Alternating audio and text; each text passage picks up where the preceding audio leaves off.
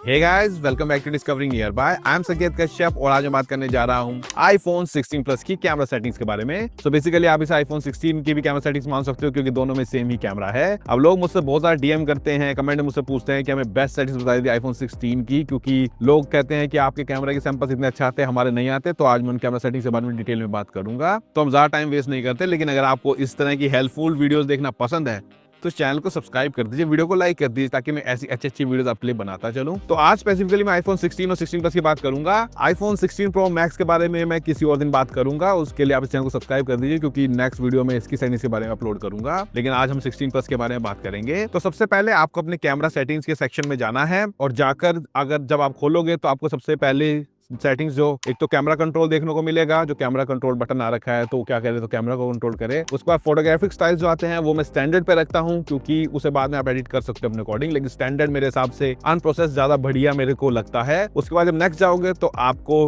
Record video का format है, मैं वो 4K 60 FPS पे रखता हूँ क्योंकि 4K सबसे बढ़िया क्वालिटी है और 60 FPS पे इसलिए शूट करता हूँ ताकि आप फ्यूचर में अगर 30 FPS का भी कोई प्रोजेक्ट बनाओगे तो उसमें उसे स्लो डाउन कर सकते हो 1.5। और मैं इसे मेजरली यूज करता हूँ, लेकिन अगर आप लो लाइट में से यूज कर रहे हैं तो आप 4K 30 पे भी शूट कर सकते हो और उसके लिए आपको कुछ नहीं करना। जब आप वीडियो शूट करोगे तो ऊपर 4K के साथ फ्रेम रेट लिखा आता है, वहां पे आप 30 कर लेना। इसके साथ साथ अगर आप पैल के फॉर्मेट्स देखना चाहते हो तो वहां पर ऑन कर लेना, जहां पे आपको 25 और 50 का भी देखने के लिए मिल जाएगा। लेकिन बेसिकली मैं 4K 60 FPS पे मेजरली शूट करता हूं, लेकिन अगर आप लो लाइट वगैरह में शूट करोगे तो फ्लिकरिंग इफेक्ट से बचने के लिए आप 4K 50 या 4K 25 में भी कर सकते हो। नीचे आपको एनहांस स्टेबलाइजेशन का ऑप्शन देखने को मिलेगा, तो उसे आप ऑन कर लीजिए अगर आप ट्रैवल व्लॉगिंग वगैरह करते हैं, मतलब आप हैंड हेल्ड शॉट्स ले रहे हैं। लेकिन अगर आप ट्राइपॉड यूज करेंगे तो उसे आप ऑफ भी कर सकते हैं। मैं बेसिकली ज्यादातर हैंड हेल्ड ही शूट करता हूं तो मैं इसे ऑन रखता हूं। उसके बाद आता है action mode in lower light, अब इसे मैं ऑन रखता हूं। अब क्या होता है कि जब एक्शन मोड में आपका फोन स्टेबल करने की कोशिश करता है वीडियो को तो लोअर लाइट में कई बार वो जिटरी सी वीडियो हो जाती है। तो अगर आप इसे ऑन कर लोगे और अगर लोअर लाइट में या रात में कभी आप एक्शन मोड यूज कर रहे हो तो स्टेबलाइजेशन को कम कर देगा ताकि वो जिटरी इफेक्ट नहीं आए। उसके बाद HDR वीडियो इसको मैं ऑफ रखता हूँ। उसके बाद आता है ऑटो FPS 30-60, ये मैं इसलिए करता हूँ कि रात को अगर मैं कोई वीडियो शूट कर रहा हूँ और मैं गलती से 60 FPS से 30 FPS करना भूल जाऊँ तो ये ऑटोमेटिकली कर ले ताकि मेरी वीडियो ग्रेनी ना आए। उसके बाद लॉक कैमरा को मैं ऑफ रखता हूँ क्योंकि मैं चाहता हूँ कि मैं चाहूँ तो वीडियो और फोटोज में स्विच कर सकूँ। साथ ही साथ लॉक वाइट बैलेंस को मैं ऑन रखता हूँ ताकि जब मैं वीडियो बनाऊँ तो ऐसा ना हो कि थोड़ी सी अनप्रोफेशनल लगे, वाइट बैलेंस चेंज होता रहे। तो इसे आप ऑन कर लीजिए ताकि आपकी video through out the same white balance में, मतलब सेम कलर टेम्परेचर पे शूट हो। उसके बाद आता है स्लो मोशन का ऑप्शन जो कि 1080p में 120 FPS पे रखिए। अब आप उसे 240 FPS पे कर सकते हो जिससे वो और ज्यादा स्लो हो जाएगा, लेकिन मैं आपको रिकमेंड करूंगा कि वहां तक ना जाएं क्योंकि उसकी क्वालिटी 120 FPS के मुकाबले काफी बेकार है। और मेरे हिसाब से वैसे तो 4K होनी चाहिए, 4K 60 FPS में आप थोड़ा बहुत स्लो कर लीजिए। कहीं पर आपको लिटरली स्लो मोशन की जरूरत है तो आप यूज करिए, वो भी 1080p एट 120 FPS। उसके बाद आते हैं सिनेमैटिक वीडियो की सेटिंग्स। तो सिनेमैटिक वीडियो 30 FPS तक आप मैक्सिमम रिकॉर्ड कर सकते हो और वहीं पर ही मैं करता हूँ 4K 30 FPS पे। 1080p में इतनी अच्छी क्वालिटी नहीं आती। वैसे तो देखो सिनेमैटिक का मतलब 24 FPS होता है, लेकिन मेरे हिसाब से जो आजकल सोशल मीडिया पे चलता है या अगर आप यूट्यूब वीडियो के लिए कर रहे हो तो 30 FPS ज्यादा बढ़िया लगता है। बाकी वो पर्सनल चॉइस होता है, अगर आप 24 FPS का प्रोजेक्ट ले रहे हो तो आप 24 भी चूज कर सकते हो, लेकिन मेरे हिसाब से मैं जो करता हूँ वो 4K 30 FPS पे रखता हूँ, मैक्सिमम रेजोल्यूशन जो अवेलेबल है। और अगर मैं सिनेमैटिक वीडियोस की बात करूं तो आपको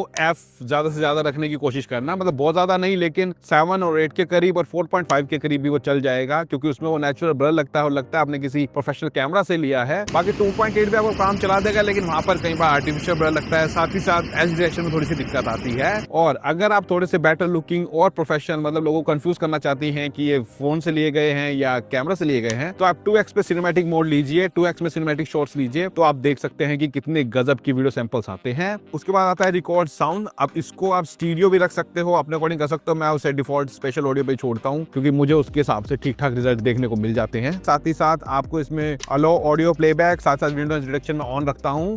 यही मेरे हिसाब से बढ़िया ऑडियो सेटिंग्स है। अब नेक्स्ट सेटिंग आती है जो सबसे इंपॉर्टेंट सेटिंग है, दैट इज फॉर्मेट्स। अब फॉर्मेट्स में सबसे पहले आपको जो देखने को मिलती है वो HEVC, मतलब हाई एफिशिएंसी जो कोडेक है उनका। साथ ही साथ आपको देखने को मिलती है मॉस कंपैटिबल। अब ये दोनों के दोनों वैसे तो कोई भी दिक्कत नहीं है, लेकिन HEVC जो है काफी कंप्रेस करती है और बहुत स्मॉल साइज में अच्छी क्वालिटी मेंटेन करने की कोशिश करती है, जबकि आप मॉस कंपैटिबल में शूट करोगे तो आपका अच्छा खासा स्पेस लेगी और अच्छी खासी क्वालिटी आएगी। इन दोनों में बहुत ही कम डिफरेंस होता है, लेकिन अगर आपके पास फोन में स्टोरेज की कोई भी दिक्कत नहीं है तो मेरे हिसाब से आपको मॉस कंपैटिबल मॉडल चूज करना चाहिए। बाकी अगर आपके पास ज्यादा स्टोरेज नहीं है तो HEVC सबसे बढ़िया है। दोनों में ही माइन्यूट सा डिफरेंस है, लेकिन मोस्ट कंपेटेबल में हल्की सी बेटर वीडियोस आती है। अब उसके बाद आपको देखने को मिलेगा फोटो मोड का ऑप्शन। तो बाय डिफॉल्ट कई बार जो कैमरा सेटिंग्स के अंदर आता है, आपका जो कैमरा है वो 12 मेगापिक्सल पे आता है, जबकि आपका जो कैमरा लेंस है वो 48 मेगापिक्सल का हो चुका है। तो उसका फुल पोटेंशियल यूज करने के लिए इसे आप 24 मेगापिक्सल पे कर लीजिए, जो कि सबसे बड़ा रेजोल्यूशन लेगा आपका फोटोज को। और साथ ही साथ जो नीचे रेजोल्यूशन कंट्रोल का ऑप्शन आपको देखने को मिलेगा, उसे आप ऑन कर लीजिए, ताकि आपको जो फोटो खींचोगे तो आपको वो HIF मैक्स का एक मोड दिखा देगा, जिससे आप बेटर बड़ी फोटो मतलब अच्छे रेजोल्यूशन में फोटो ले सकें। जिसे आप फर्दर एडिट करना चाहें तो अच्छे से एडिट भी हो जाएगी। मेरे हिसाब से सबसे बढ़िया रेजोल्यूशन है अगर आप सबसे बढ़िया फोटोज लेना चाहते हो। उसके बाद जो ऑप्शन आता है वो आता है प्रिजर्व सेटिंग्स का। अब प्रिजर्व सेटिंग्स क्या होता है कि जैसे आप कोई भी पर्टिकुलर सेटिंग्स पर फोटो को शूट करते हो, लेकिन अगर आप प्रिजर्व सेटिंग्स नहीं करते तो जैसे ही आप कैमरा क्लोज करके दोबारा से ऑन करोगे तो बाय डिफॉल्ट उन्हीं सेटिंग्स पर चला जाएगा जिस पर इनिशियली आता है। तो आप प्रिजर्व सेटिंग्स के ऑप्शन को ऑन कर लें, ताकि जब आपको जो डिजायर्ड सेटिंग है जिस पे आपने अपने कैमरे को रखा था वो उसी सेटिंग्स पे आ जाए। अब इसके अंदर सब चीजों के लिए वेरियस ऑप्शन दिखे हैं, तो जिस जिसकी सेटिंग्स आप प्रिजर्व रखना चाहते हैं वो आप आसानी से कर सकते हैं। और मेरे हिसाब से मेजरली सिनेमैटिक वीडियोस वगैरह के लिए ये सब आप कर लें, ताकि आपको बार बार कई बार एक्सीडेंटली आप गलत वीडियो ले लेते हो जिस फॉर्मेट में नहीं चाहते हो। मतलब सेटिंग्स बार बार करने से बचने के लिए उसमें से जो आपको ठीक लग रही है उसे ऑन कर लें। उसके बाद जो वॉल्यूम अप फॉर ब्रस्ट है उसे मैं अब ज्यादातर ऑन नहीं रखता, क्योंकि ब्रस्ट फोटोज मेरे को लेना इतना पसंद नहीं। लेकिन अगर आप वॉल्यूम बटन से ब्रस्ट शॉट्स लेना चाहते हो तो उसे ऑन कर सकते हो। बाकी जो नेक्स्ट 2 ऑप्शन है like scan QR code, show detected text, उसको मैं ऑन रखता हूं। उसके बाद जो है ग्रिड्स और लेवल्स को मैं ऑन रखता हूं, जो कि आपके जो फोटो की फ्रेमिंग वगैरह है या वीडियो की फ्रेमिंग वगैरह है उसके में काफी हेल्पफुल हो सकते हैं। और लेवलिंग का सबसे बढ़िया काम ये है कि अगर आप टॉप डाउन शॉट ले रहे हो तो वहां पे आपको पता चल जाता है कि बिल्कुल सही से फ्रेम कर सके। और मेरे हिसाब से वो काफी बढ़िया है। अगर आप थोड़ा भी सीरियस हो और अपनी फोटोज को थोड़ा तिरछा विरछा या टेढ़ा मेढ़ा नहीं लेना चाहते तो उसमें काफी हेल्पफुल होता है। उसके बाद जो नेक्स्ट सेटिंग आती है पोर्ट्रेट इन फोटो मोड, इसे मैं ऑन रखता हूं। और अगर मैं पोर्ट्रेट फोटोज की बात करूं तो उसके अंदर भी आप f4.5 के करीब रखिए, क्योंकि वहां पर आपको ज्यादा नेचुरल ब्लर देखने को मिलेगा। मतलब ऐसा लगेगा किसी प्रोफेशनल कैमरे से ली है।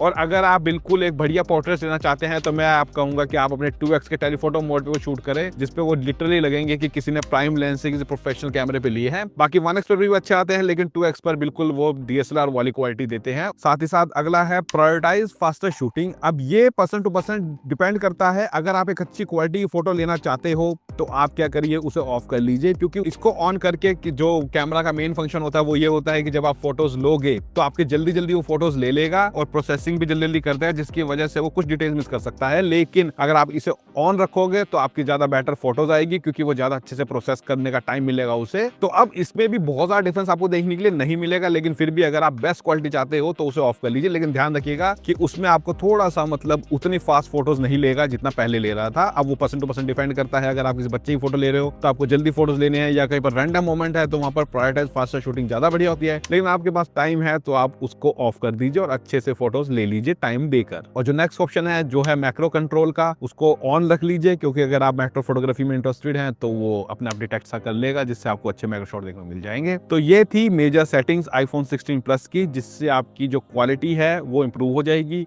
एक एडिशनल सेटिंग मैं आपको ये बताना चाहता हूँ कि आप प्रेस एंड होल्ड करके अपने ऑटो फोकस और एक्सपोजर को लॉक कर सकते हैं। अब वीडियो में ये इससे हेल्पफुल होता है कि अगर आप हाथ को मूव कर रहे हो तो डिफरेंट लाइटिंग कंडीशंस में ये डिफरेंट एक्सपोजर देगा, जिसकी वजह से थोड़ा सा अनप्रोफेशनल लग सकता है। और साथ ही साथ इसका ये फायदा है, चाहे आप फोटो ले रहे हो वीडियो लेते हो, कि आप अपने तरफ से एक्सपोजर घटा या बढ़ा सकते हो। अब कैसे अच्छे शॉट्स लेने हैं, कैसे अच्छी वीडियोस बनानी है, उसके लिए मैं एक सेपरेट वीडियो बनाऊंगा, क्योंकि आज हम सिर्फ सेटिंग्स के बारे में बात करेंगे। और इसके साथ साथ मैं आपको एक एडिशनल टिप ये देना चाहूंगा कि अगर आप एक थोड़ा सा वीडियोग्राफी में इंटरेस्टेड है, आप अच्छी वीडियोस देना चाहते हैं, तो फाइनल कट का एक कैमरा अपनी तरफ से एप्पल ने लॉन्च कर दिया है, जिसमें थोड़ा सा अनप्रोसेस्ड वीडियोस ले सकते हैं। साथ साथ ब्लैक मैजिक का कैमरा अभी आपको देखने के लिए मिलेगा, जिसके अंदर आप अपने अकॉर्डिंग वीडियो सेटिंग्स डिसाइड कर सकते हैं। तो ये 2 कैमरा अगर आप थोड़ा सीरियस हो, कंटेंट क्रिएटर से लेकर और अच्छी वीडियोस देना चाहते हैं, तो आप उन्हें एक ट्राई जरूर दे सकते हैं। तो ये था आईफोन 16 प्लस की कैमरा सेटिंग्स के बारे में, और होप आपको ये वीडियो हेल्पफुल लगी होगी। अगर आपको ये वीडियो हेल्पफुल लगी और इस तरह कंटेंट आपको देखना पसंद है तो इस वीडियो को लाइक करते जरूर जाना, चैनल को सब्सक्राइब कर देना और नोटिफिकेशन बेल को ऑन कर देना। बाकी